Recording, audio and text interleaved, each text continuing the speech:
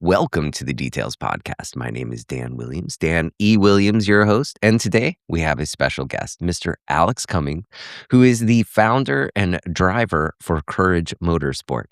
Alex has a really interesting story. He didn't really start as a full-time racer. He got his start in 12 years, more than a decade, working in satellite communications for government aircraft before making a full-time leap into motorsport. Now he runs Courage Motorsport, competes in SCCA events around the Mid-Atlantic, and is building a sponsorship and driver platform around the team.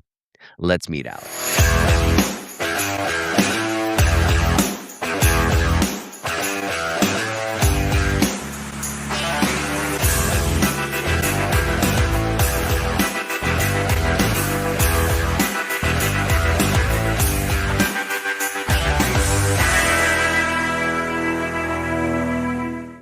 Alex, welcome, and how are you doing today? Great, Dan. How are you? Man, I'm fantastic. I'm fantastic. Nice weather here.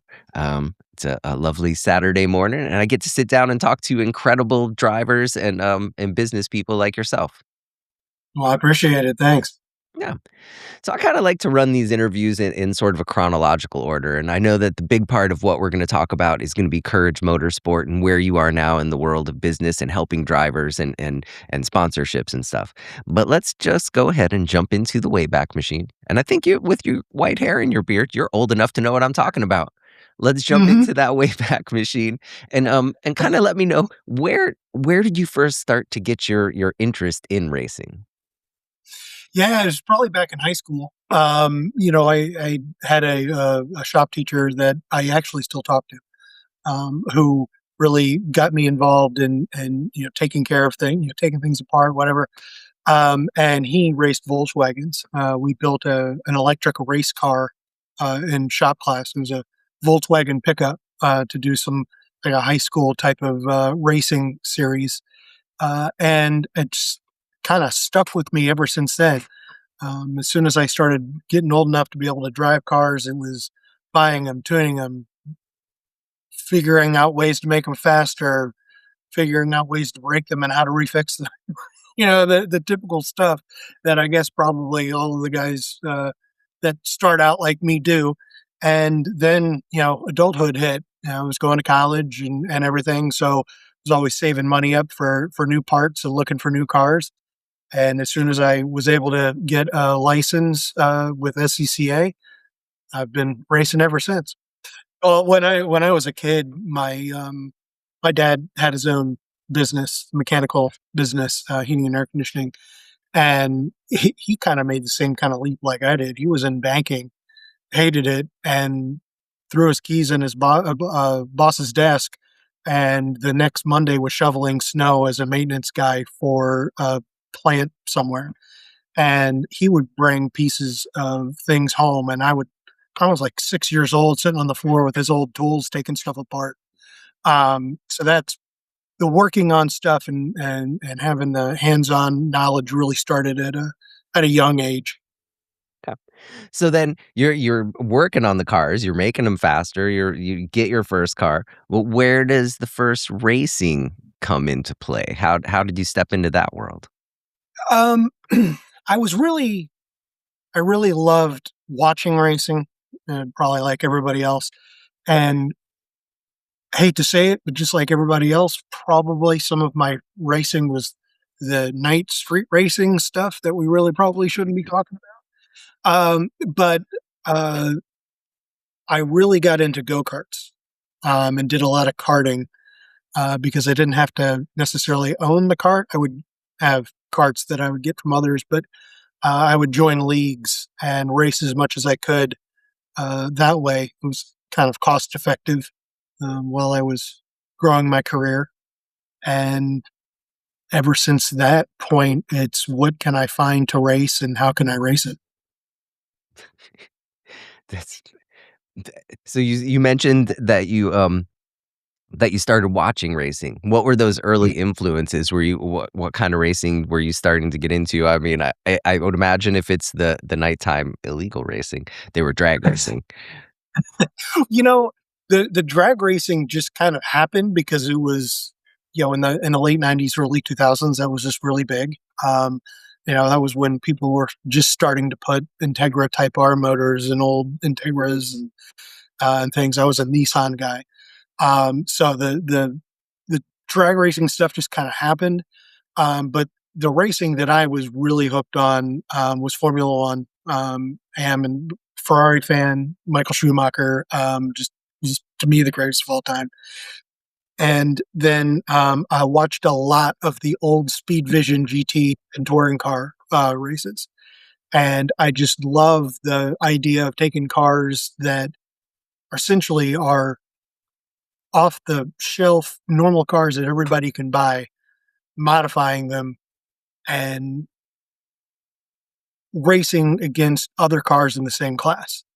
And so that's what I've always tried to be doing. I've raced open wheel cars and again, go karts and everything, but sticking with something that looks like something someone can buy from the store or a dealership is kind of where I really kind of put my money on. The sleeper. Hmm. I Yeah. like it. I like it. I like it. Yeah. Okay, so then I'm assuming that adulthood hit, and we got a career. So we had to kind of shift gears a little bit.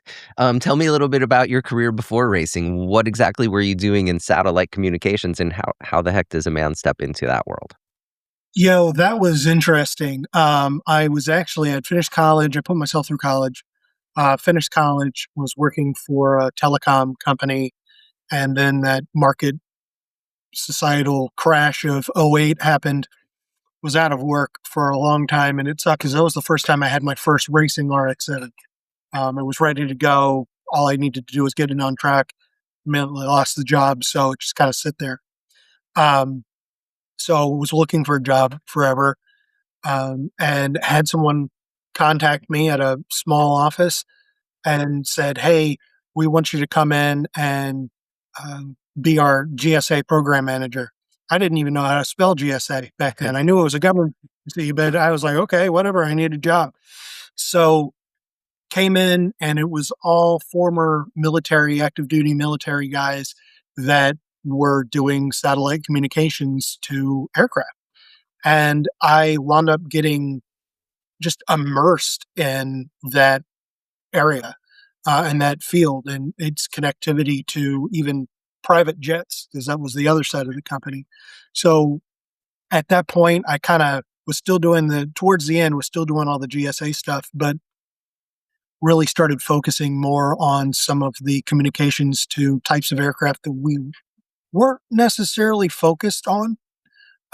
Helicopters, a lot of land mobile type of, guys jumping off airplanes into austere environments, needing to make calls outwards. And I just kind of loved it. Got stuck in the industry and still follow it actually to this day. I'm still reading articles and keeping up with the industry. But once COVID happened, just like a lot of people, everything kind of got scaled back. The company got sold and I was let go.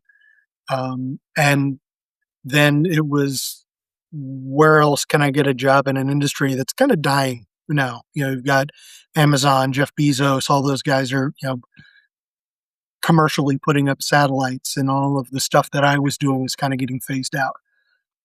So just looked for a place to go for a long time. And it was either I'm going to start over someplace doing something completely different, which I don't really want to do at my age, or start over doing something completely different, which is starting my own company. So that's where it went. And it just kind of fell in my lap.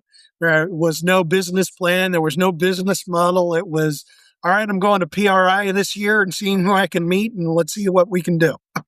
Well, nice. So to backtrack just a little bit, once you got your job, and it was probably a pretty decent job, were you able to start going back and doing, track days and started SCCA at that point? What, because now you had the funding to play. Right. It took a little while. Still was trying to dig myself out of that hole from '08. And I was still, low man on the totem pole at the company. But I did, I started doing a lot more outdoor karting stuff, indoor karting things. Um, women's races, trump car races at that point, just trying to get out there.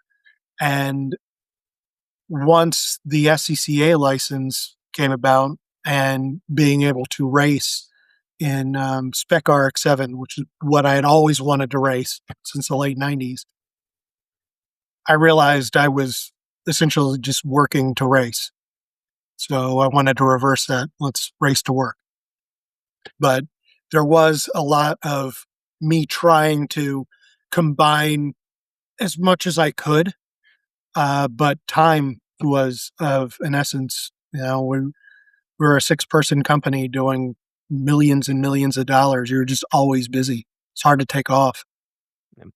And tell me about the aha moment. Like, there had to be like one spark where you really were like decided to take the leap and to start your own company. And I understand you didn't like say, well, let's get a business plan and do it that super formal traditional way. But what was the thought in your head when like that exact moment when you're like, this is what I'm gonna do? It was kind of based on frustration, to be honest. It was, this isn't working. I've sent so many resumes out, and I'm just a small fish in a really large pond. Um, I had already started the company just to be able to charge, like Skip Barber and those people, and inventory, and be able to invoice people for my work. But at that point, I just said, this is nuts. I'm just beating my head against the wall. What's that old saying? The definition of insanity is doing the same thing over and over again, expecting different results. So it was about October of 23. And I said, you know what? Let's just go full time in this. And hoping that I could fill a niche in a void that hadn't really been reached yet. You know what? One of the questions that I enjoy asking a lot of people because I interview a lot of people who are very successful on here, and some people who are up and coming. But what is the difference between people who are successful and who are not? And I think a lot of the success in my life has come from exactly what you just said. You have an opportunity in front of you and you took it. A lot of people are scared to change lanes, or they get complacent, or they're too comfortable where they are. So mad respect for you doing that. And to anybody out there listening, for goodness sakes, if you have something and you have a passion, don't just sit on it. And you, Mhm. you see the videos of elderly people who are in hospice, and their life is coming to an end. And you know I think that you're going to be in a happier place because you took that leap of faith and did what you wanted to do. Right. No, Okay. because I really like it.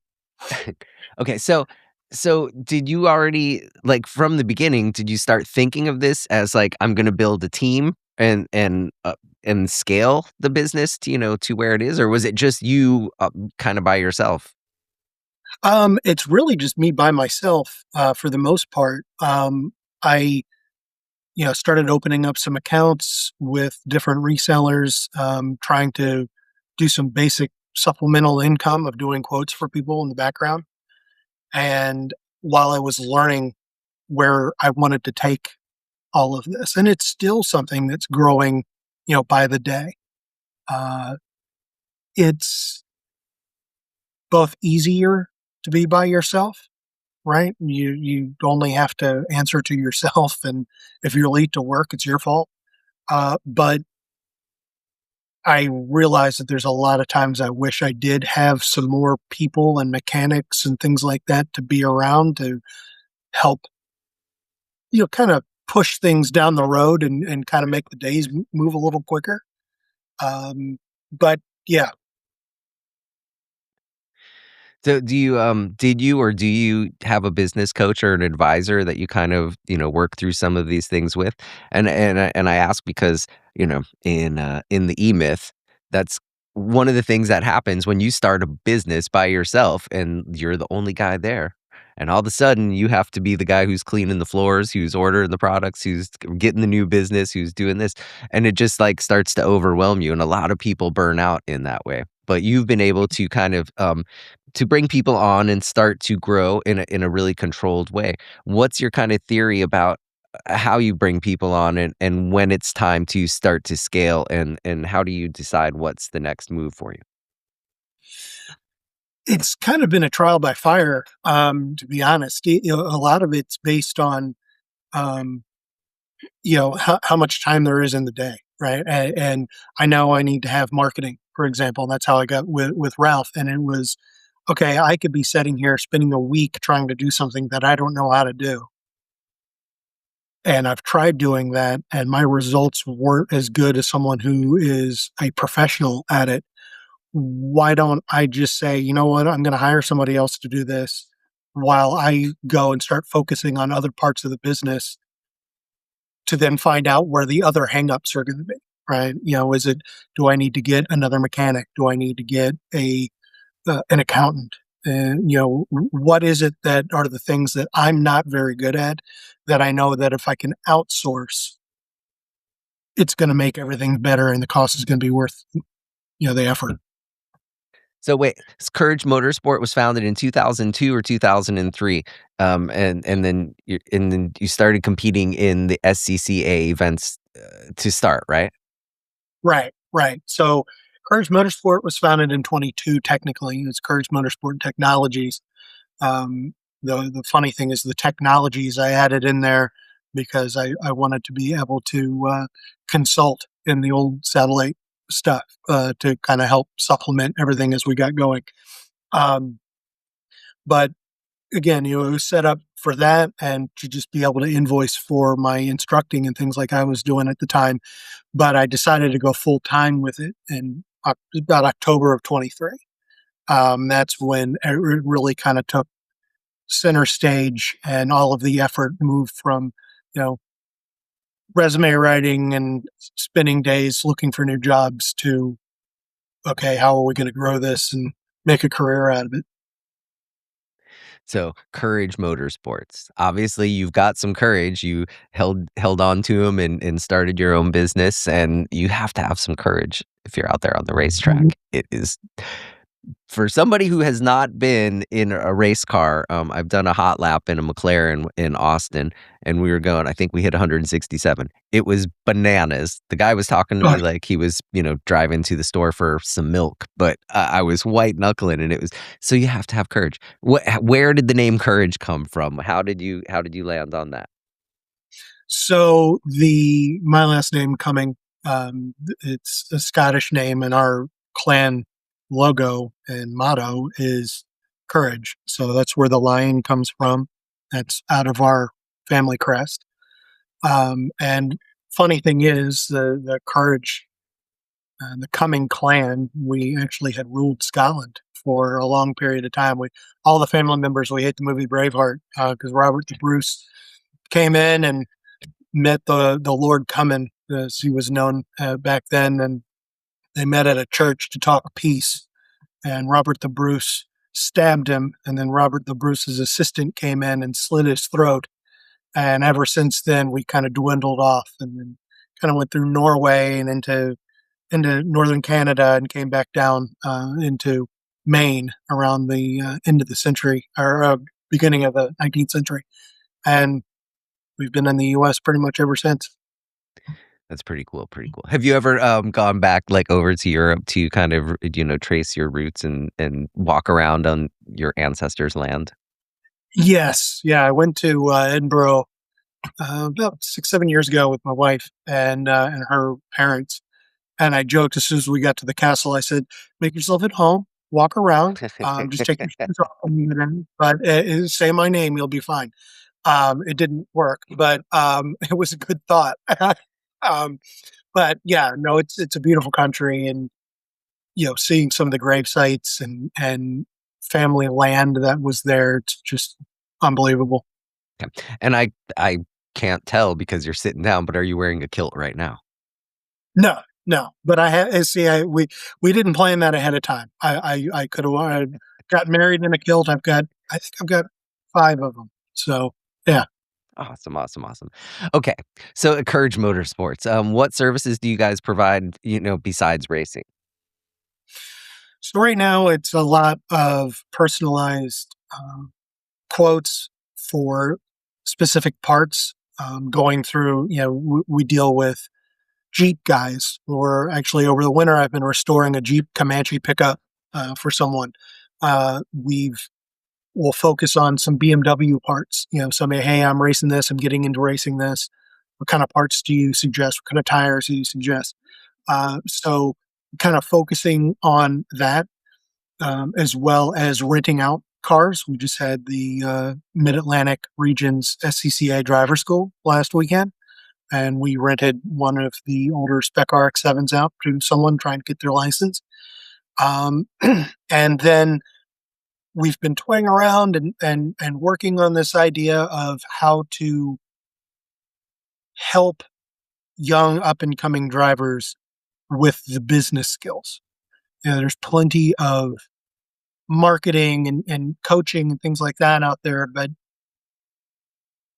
the more of the younger people that I'm meeting, they don't have a mindset based on your marketing yourself, right? And that you need to always feel like you're in business when you're out there on the track. Have fun, but if you're trying to grow, you need to have some guidance in that area.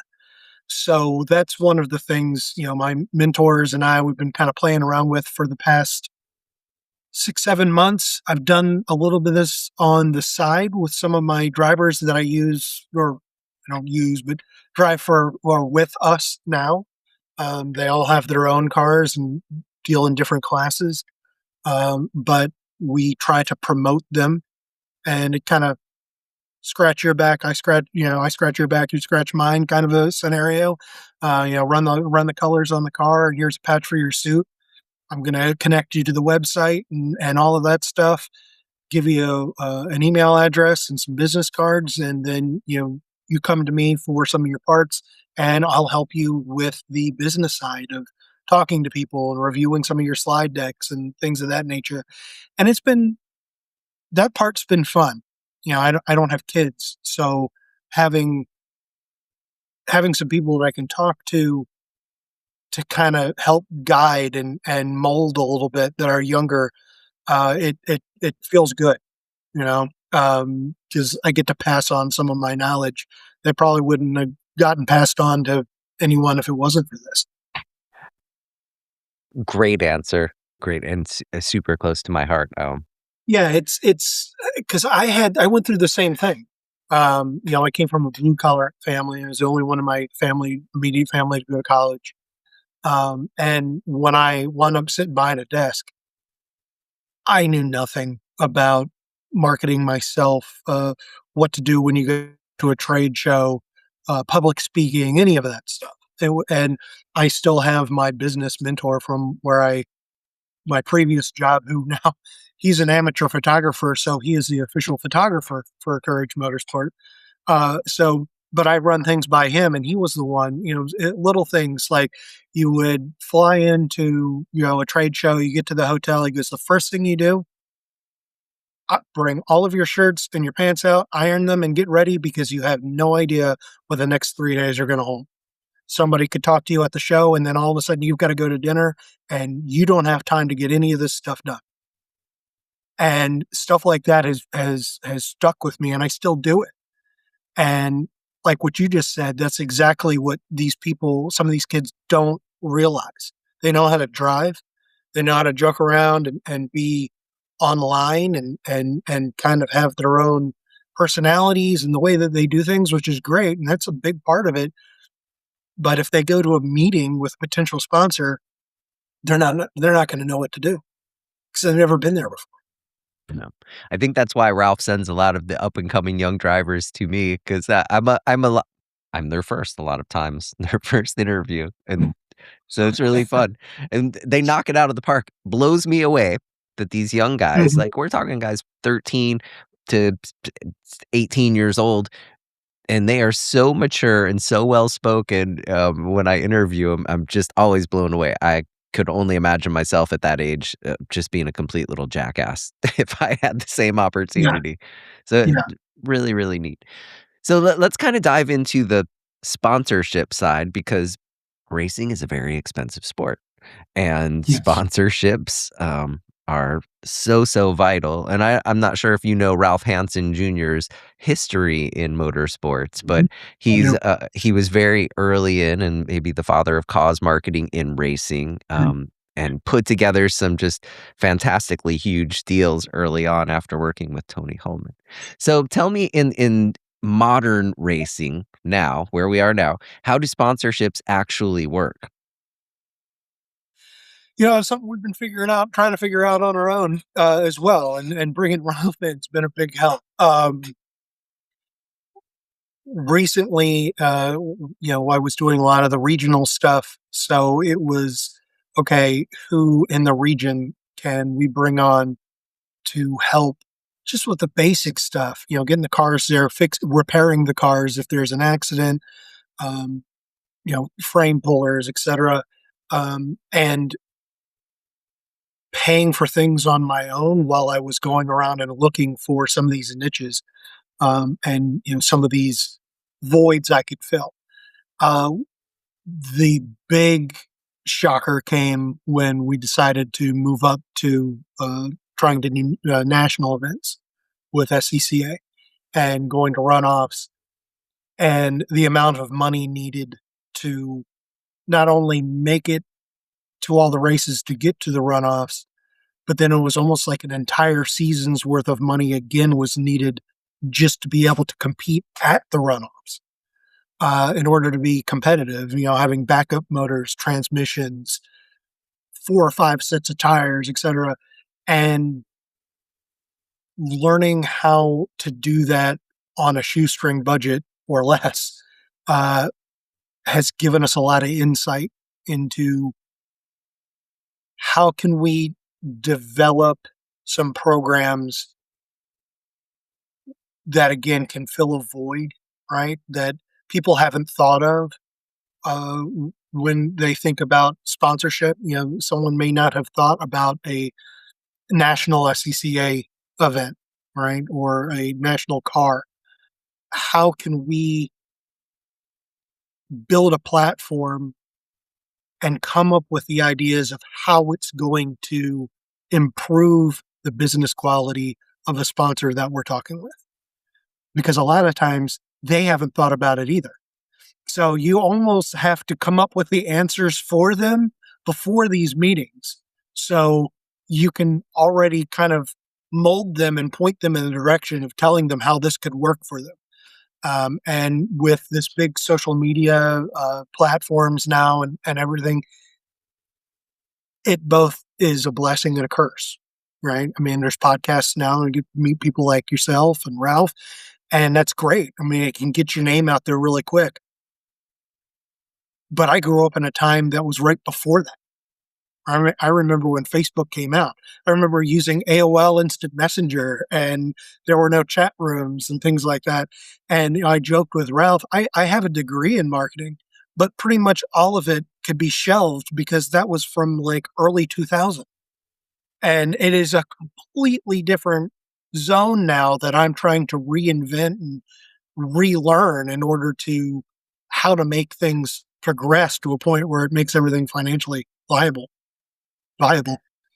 Yeah, and so great view from your side, but think about this, everybody who's gonna get a sponsorship from you, of course, you look at them and "What's in it for me?" is written on their forehead. So, Mhm. it can be hard to get an ROI. Um, what is the advantage for these companies who are coming in and working with people like yourself and, sponsoring drivers? I think the advantage these days is more of um, again, standing out, it being something completely different that they haven't thought of before, and then how they can then wind up marketing that opportunity. Um, Again, with slide decks and podcasts and interviews and live updates from the track with someone who's there helping you, live in car video feeds, etc. um, we've even discussed bringing cars to offices, right, that are going to have like a spring party, right? Like a company barbecue. Okay, well, can you come and talk to us and maybe bring one or two of the cars with you and let the kids sit in them and et cetera. And that's where we've been trying to focus our energy is again on those people that don't know what the ROI is. A lot of times it's even hard to just get that first meeting because they're like national SCCA stuff. Well, A, we've never heard of it. Is that like NASCAR? And then it kind of falls away after that. So you've got to be prepared with that hook to get them at least interested, and then you can bring up these cool new ideas that they probably hadn't thought of before. Yeah. And I imagine in the beginning when you're getting started out, anybody who's gonna give you a dollar is a great sponsor. But as you Mhm. kind of move into it and your business matures and you have your own identity, what do you look for in somebody to work with your with Courage Motorsports? Yeah, well, the money would be the top 4 or 5 things on that list. But it's the same thing that I'm trying to get them to realize about me. I'm trying to realize about them. Um, if it's a company, we'll just come up with something. Let's say it's a pharmacy, right? How is this pharmacy going to use your car and what makes it stand out? And what can you do by the fact of saying, hey, I'm the first car that's sponsored an SCCA by a pharmacy?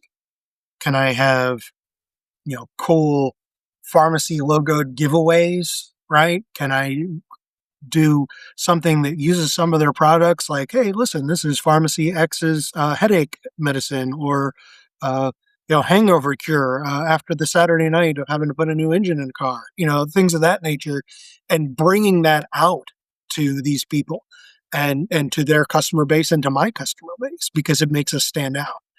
And that's been what the primary focus really has been lately. Okay. Now let's jump back over to Ralph. Ralph is he's one of my fraternity brothers. He is a legend in IndyCar racing and, racing overall. He's worked with Mario Andretti, Michael Andretti, Nigel, Newman Haas Racing. How the heck did you land with Ralph? How did you run into Pegasus? It was funny. I don't even remember who it was. It was somebody on LinkedIn I was talking to, and I had asked if he was doing any marketing or had thought about doing any motorsport type events. And he said, I don't do that, but this guy, Ralph Hansen, does. Let me get you in touch with him. And that was it. And that was literally a month and a half ago. And as soon as I learned about Ralph, I started looking him up, looking at Pegasus marketing and asking other people in the industry. It's like, again, coming from someone with my background, that was before this whole internet thing. To me, almost everything's a scam, right? And it was like, is this that easy? Should like this sounds too good to be true. So yeah, once I got the chance to talk with Ralph and the cause marketing, which was already something I was doing, in a sense, uh, it worked out really great because again, he's an expert in that. And I was already trying to learn on my own how to do some of that cause marketing, but now having an expert to guide you makes it a whole lot easier. Yeah, you gotta love cause marketing where you're helping support a cause that you believe in, and it's it works great both ways. It's just Yeah. Well, I think Ralph was surprised because, I specialize in cause marketing and why don't you take some time to come up with someone that you might think? And I'll look. I said, no, I already have somebody. And he what? And I didn't know at that point that Ralph was in the military. His family was in the military. I've heard the stories about his dad at Normandy. It just blows my mind. And I have always worked with an organization called No Person Left Behind Outdoors. And they are a group of veterans that help each other get outside, right? You've got people who are missing limbs that were hunters or like to go shooting or hiking and things of that nature, but kind of get depressed and think that they can't do that anymore after they have their energy or their injuries. So I'd always work. I called it. I didn't call it cause marketing. I called it reverse sponsorship. And so all of my cars had always had the No Person Left Behind logo on them. We would get cars donated for some veterans events to bring them out, use them as our Labor Day is always our big race every year. We always have a sponsor, charity there. Used them for that. Bring them out for one weekend to hang out in the pits, and they'll get rides and free lunch, and it's just very chill. Like there's no plan to it, and I do that on purpose. I tell them how to get there. They come over, they hang out, and then I'm like, whatever you want to do. You want to sit in the car? You want me to go talk to the guys driving the pace car today? You want to ride? Like I got lunch for you. What do you want to do? This is totally like chill. You want to sit here and have a beer when we're done? I don't care. Like, let's just hang out and talk. And it seems like everybody really likes it. And that's just kind of blossomed from there. So as soon as I told Ralph about NPLB, I mean, it was like a light bulb went off. I mean, you could hear it over the phone with him. It just was like just instantaneous. Oh crap, that's a good place to go. So we've already had the meeting. We've already done the press releases, and everybody's really excited about it. Yeah.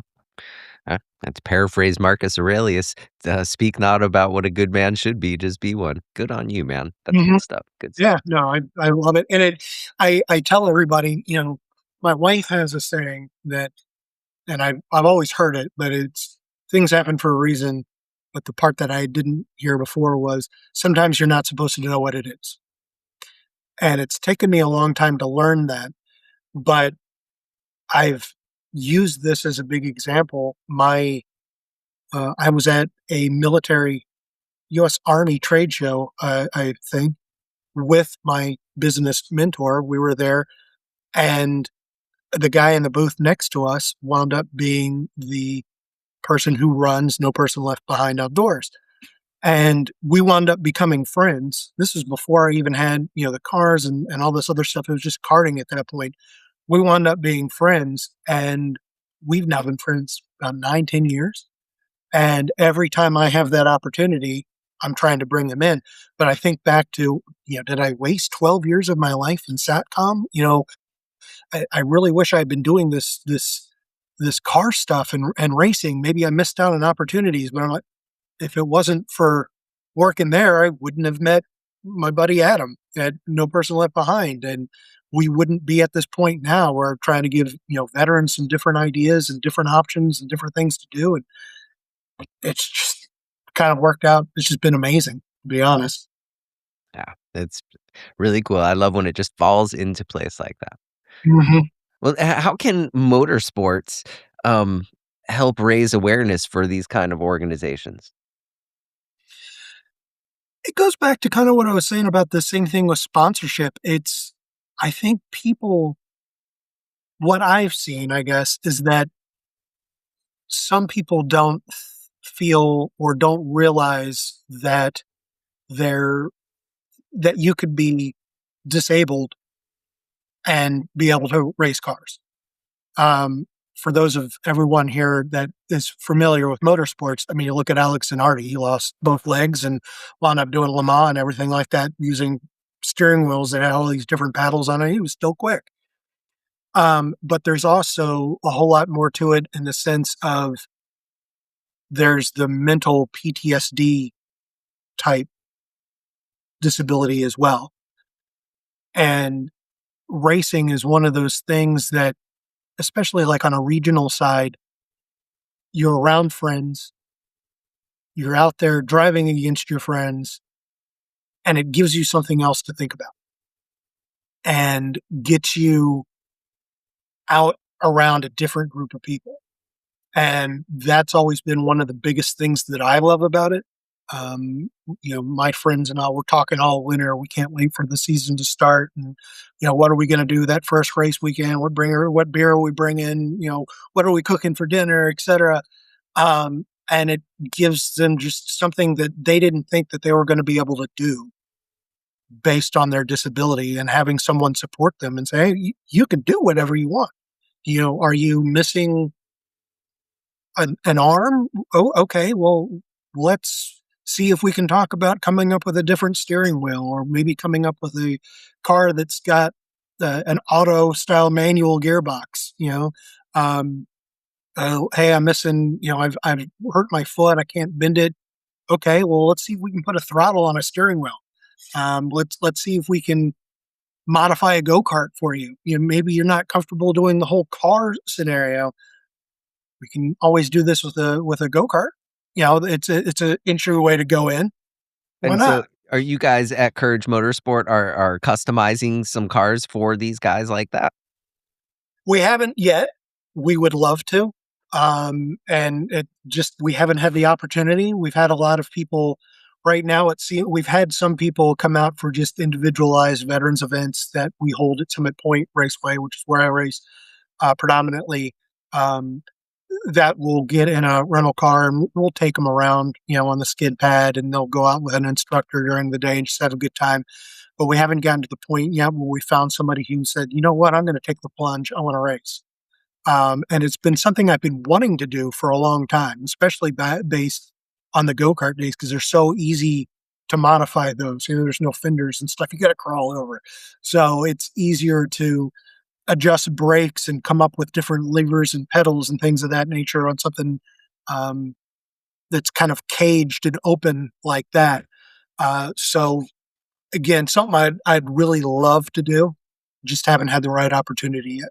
Yeah, that's very cool, very cool. Are there companies out there who kind of focus on that and specialize in that? I've really never even considered it.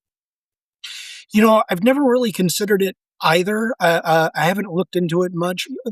What I know of is pretty much, if someone is disabled that wants to run a car, 9 times out of 10, they're either modifying it themselves or they're working with a race team that already has the engineers and things of that nature to build things in order to make it work. Again, Alex and Artie, great example. Um, I've got a lot of the ideas, right, on how to do this and how I think I can do it, because I love the whole making stuff out of nothing, right? And making things work. So I'd love to be able to have the chance to do it, but it's that is normally like step 4. Right? You got to find someone who's interested in it and almost kind of push them a little bit sometimes, right? To know that they can do it.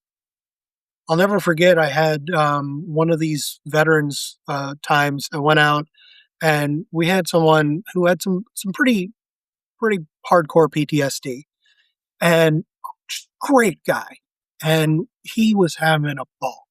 And I said, "Well, why don't you take this Miata out on the skid pad?" He goes, "No, I couldn't do that. I couldn't do that." I said, "Why not?" I just don't feel comfortable doing that." I said, "Okay, well, why don't we do this? I'll drive the car, and you can ride on the skid pad." And his face lit up. It's like, "We can do that?" "Yeah, sure, let's go. It's not my car, let's go." So we went out, and this guy had a complete ball. I mean, he was smiling, had his phone out, was videoing and laughing and everything, because we're spinning around. We were in a we were in like a showroom stock Miata or something like that. That's totally not set up for drifting or anything. And we're spinning around and doing all this other stuff. And he got out and he was like, "Dude, that was so awesome." And you just see their face light up, right? And you're like, it's those little pushes. Like, how about I take you out? Why don't you take my street car? I'll give you some rides in it so you can see what it's like, get an idea, and then we'll put you in the car, right? Or do you want to start in go-karts? Or do you want to just maybe have some classes on how to set cars up, whatever? What side of this do you want to be in? Maybe you don't want to drive, but you want to be in the mechanic side, right? You just want to be there on the weekends and hang out. You can normally find a way to get everyone involved in a way they feel comfortable with. And, it's the greatest feeling when you see just their faces light up and they get it. And that's also the same thing with just students. I've instructed students with Skip Barber that have, saved for years to come out to do a 3-day school. And we'll be at Virginia International Raceway, and I'm working with a group of 3 or 4 of them, and we've been trying to do this. We can't get Oak Tree right. We've got one more session? What do you do when you go into Oak Tree? Aim here, aim for this part of the stands. It's kind of a double apex. Go out real wide and come in, and you see these guys doing what you just told them and gave them the advice to do, and you're standing on the stands there in the corner watching them, and they get out of the car and they're just over the moon. They're like jumping up and down. They're just so happy. It's like, oh my God, as soon as I did that the first time, I felt it. And the car just planted. How do you do that? Oh my God, I'm going to do that for all my races here now on. This is great. And it just gives you that warm, fuzzy feeling, And the same thing again with the veterans group, but maybe a little bit more because it was something that they never even thought that they could do. And showing them that they can, it's like, whoa, crap, that's pretty cool, and just gives you, like I said, the warm fuzzy. Yeah, that's awesome. That's awesome. All right, we've covered your starting in mechanic side of racing. We've covered your career that you had in satellites. We covered talking about how you started your business. We covered cause marketing and the stuff that you're doing. But now let's get to the beef, to the part that's probably the important part in your Right. heart. What series are you currently racing in? So right now we're racing a Touring 4 Mazda RX-8 and the SCCA National Championship. We will race either in the U.S. Majors Tour or the Hoosier Super Tour, which goes to pretty well-known tracks. We try to stay on the East Coast of the United States unless we are desperate to get another race because something happened. Road Atlanta, VIR, as I mentioned before, Mid-Ohio, those types of races, Watkins Glen, with the goal of having the money not only to compete in those races, but then take the car to the national championship, the SCCA National Championship, which this year is Road America in Wisconsin. Now, I've sat down with a lot of professional drivers, but big famous drivers, the older drivers. And what I noticed that's a difference, it seems now, is those guys back in the 60s, early 70s, they were racing in multiple kinds. They would do open wheel racing, they would do IndyCar racing. Like, you put some wheels on it, they're going to go up Pikes Peak, right? Yep. Now it seems like people are just more focused on one kind. Why do you think that is? Because in my head, it seems like the more time that you had in more cars and more track time and variety, it would just make you that much better of a driver. But you just don't see people doing that now. Yeah, and I guess maybe I'm just old school enough where I still try to do that as much as I can. I'll be a hired gun for some champ car teams. I'll also instruct while I'm there with the team, and run Miatas, BMWs, whatever somebody's got. I just want to be in a car.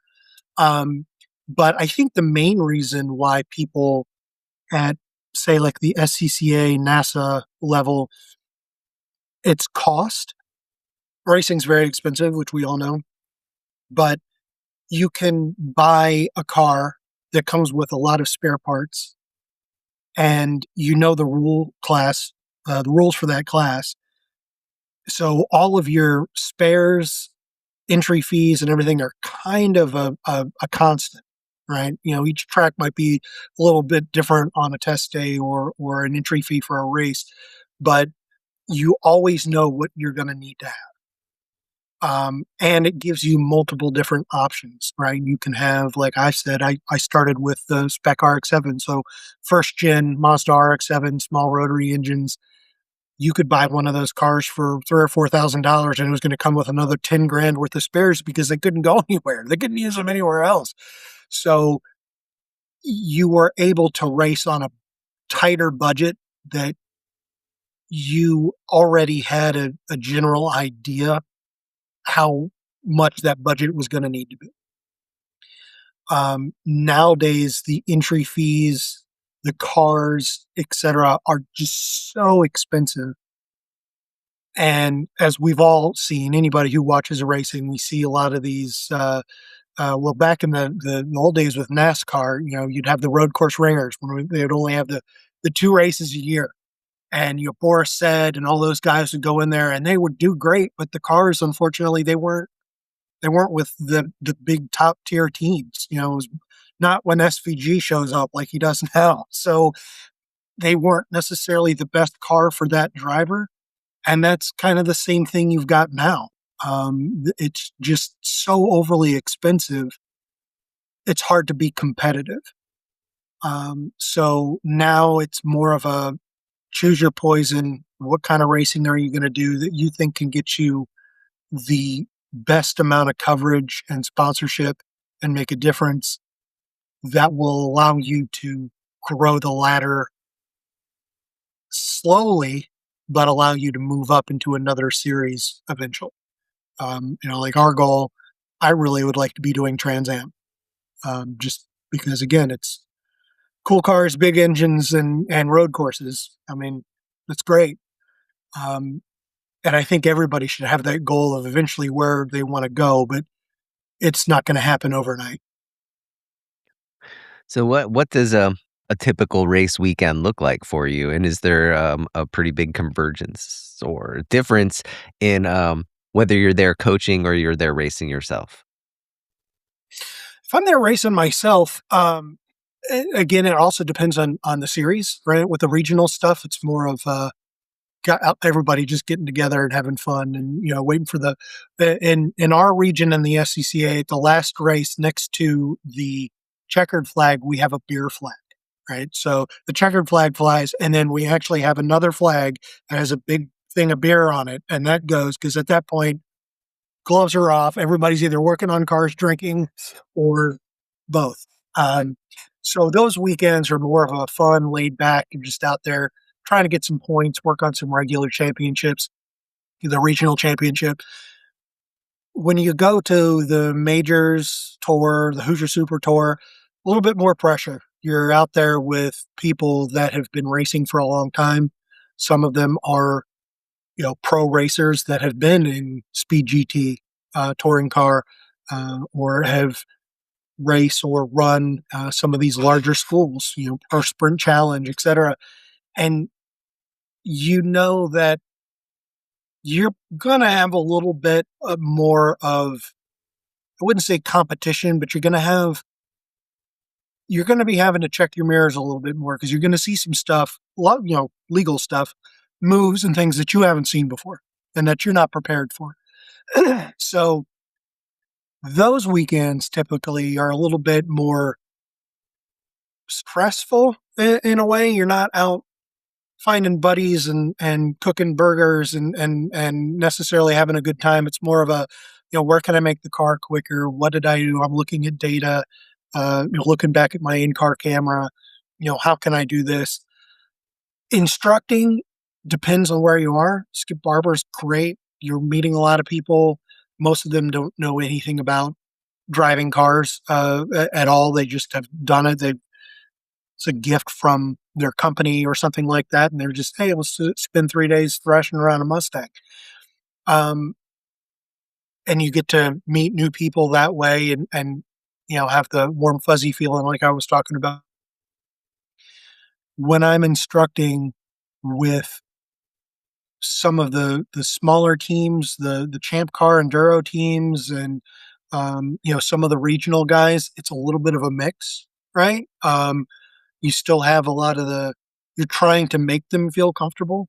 You're still looking at data. You're still knowing when to be serious and saying, you're apexing early here, or you're braking too early, or stop braking and moving the steering wheel at the same time because you're going to spin, things of that nature.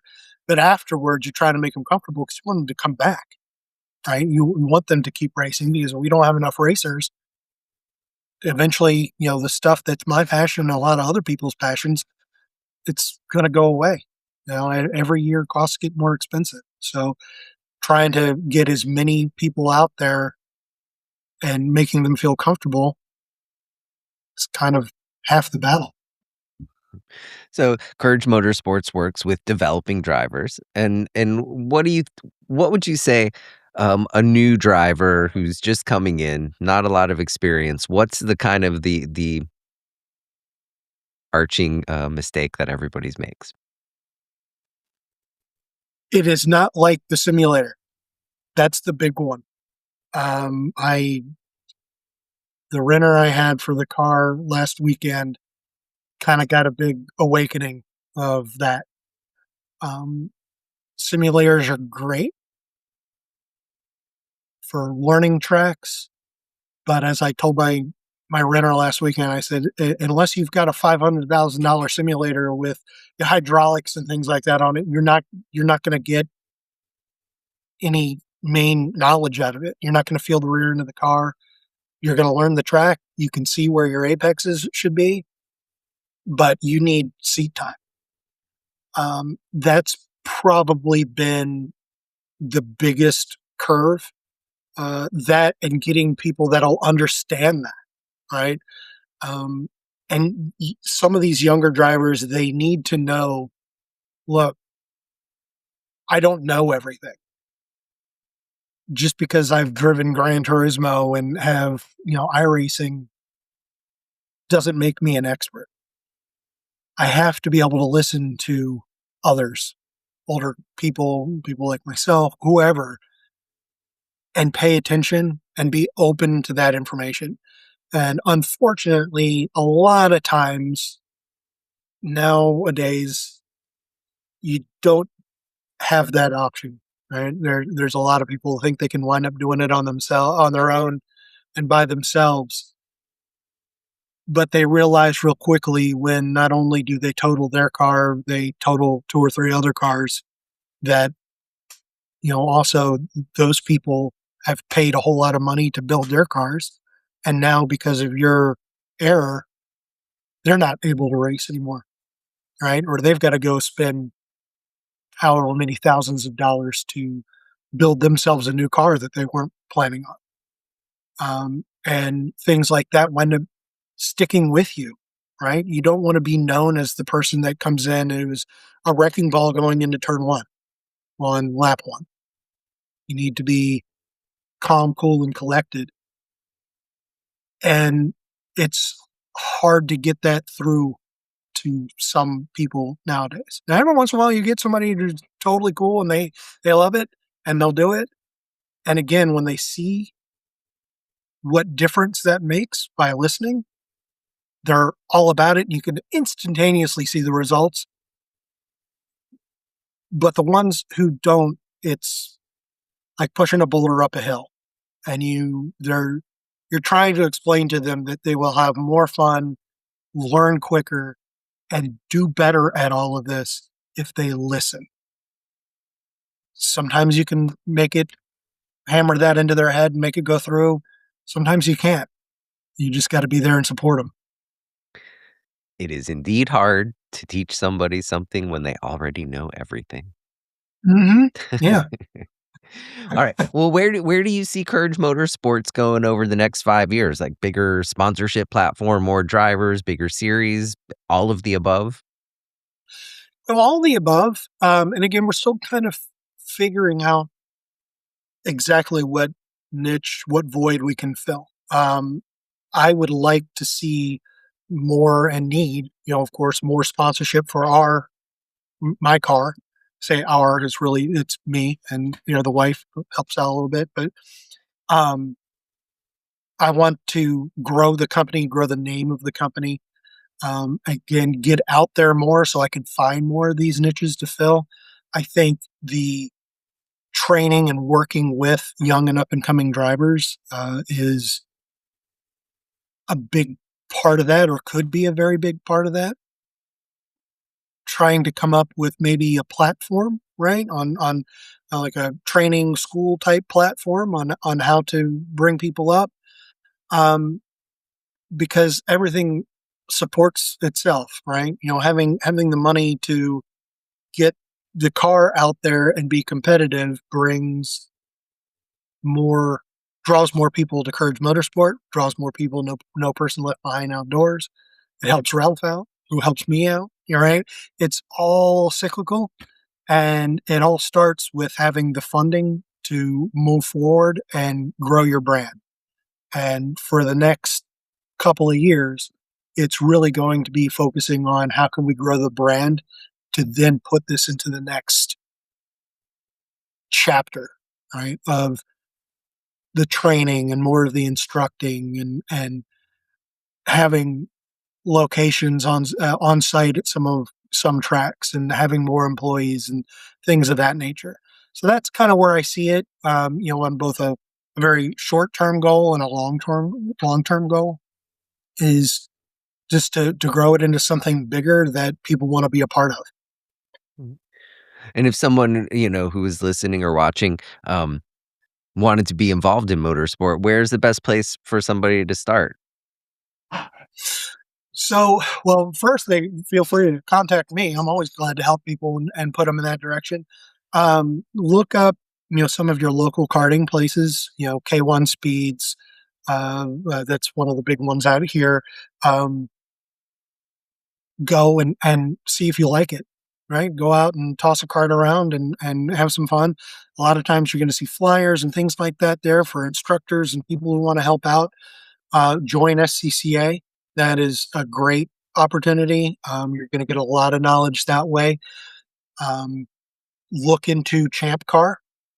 Champ Car, the endurance series, don't necessarily need a racing license to do that.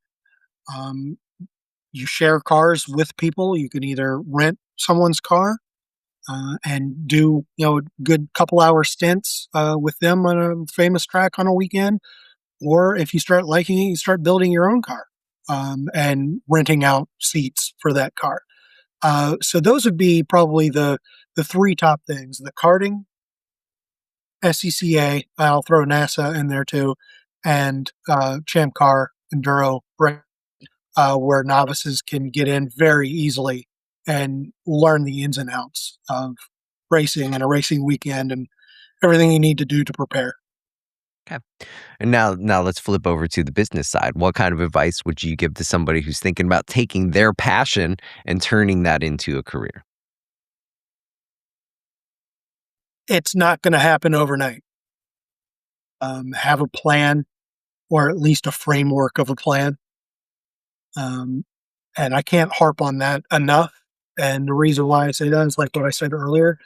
I didn't have one. It was just I fell into it and I was like, well, I'm just going to do this now. Um, Talk to other people, learn what worked with them, what didn't work for them. And most importantly, I would say too, have a mentor.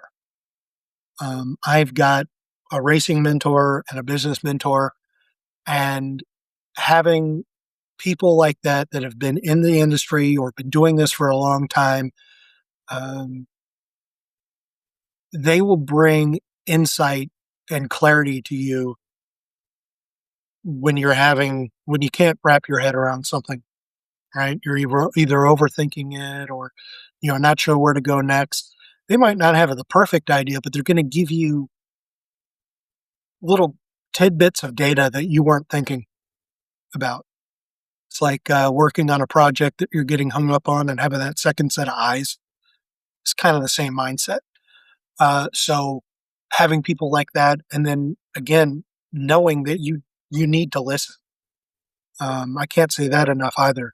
You need to be able to talk to people, listen to what they've done, listen to the hardships that they've had, listen to the things that have worked for them. And then you take that as kind of a framework to then build your own path. And that's pretty much one of the biggest, most necessary things you're going to have to do. Because again, that ties back into having that framework and a plan. And be prepared. It's going to take a lot of money. If you're already working a 9 to 5, make the decision to start working on this, saving some money, and then moving over to starting your own company or starting it on the side. Because racing is very expensive. So keep your overhead low and start out small. Because nobody likes the guy who goes out the first time and was able to get his dad to fund a Trans Am car, and he is on his first race halfway through and wrecks it. You're everything's going to be over real quick. Get a cheap car, an H-Prod car, an STL car, or something like that somebody's already built. Go out there, get used to it, find your way through all the little hiccups, and then go from there. And how old are you? 48. Well, don't draw. I'm 57. Don't draw a big breath like that was going to be some shocking old age. But Yeah. one of the themes that we've touched on several times, and absolutely true, is the listening part. What point in your life did you stop? Probably for me, it was maybe in my early 40s when I realized I was kind of a jackass and I had no idea what was going on. But earlier than that, I thought I kind of had everything dialed in. What age did you kind of realize that you didn't really know everything in the world? Um, with still trying to stay humble. I always knew that I didn't recognize or know everything and how to do everything in the world, because that was kind of that was part of the upbringing, right? You're always needing to learn. I would say starting out in the SATCOM industry, um, and sitting behind a desk and having the marketing shock, right? Oh, I went to business school and I've got a marketing degree and blah blah blah. I'll be fine. No, you're not. It's all everything's constantly changing. And then again, working with people that wound up becoming mentors, and seeing what they've been through, that will open your eyes up as well. And figuring out, need to start listening to people, and I got to see how they're doing it. Because if not, I'm just gonna be that salmon going against the stream, and it just gets tiring really quick. Excellent, excellent, excellent. Well, thank you so much for sitting down with me and sharing your story. And it's really cool. A lot of it really struck a chord with me, and I enjoyed the heck out of it. And I am excited to kind of follow along and see what happens next for Courage Motorsports and Mr. Alex Cumming. Well, I appreciate it. It was great to hang out with you today, Dan, and hopefully this won't be the only time we talk. Right. Thank you, man.